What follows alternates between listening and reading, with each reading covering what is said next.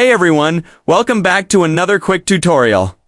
Today, we're talking about Revolut X Revolut's very own cryptocurrency trading platform that lets you buy, sell, and manage crypto with ease. Let's dive right into how to get started. If you already have a Revolut account, here's what you need to do. Go to the Revolut X platform or open the Revolut X app. Log in using your regular Revolut account details. A pop-up will appear asking you to open your Revolut account to enable access to Revolut X. Go ahead and confirm that.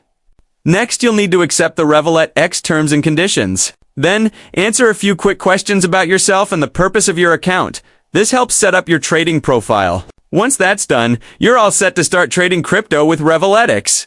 If you don't have a Revolut account yet, no worries. You can sign up for Revolut X directly through the app or the web platform. Just follow the prompts to create your account, verify your details, and you'll be ready to go. That's it.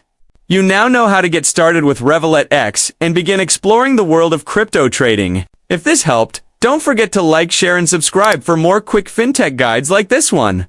See you in the next video.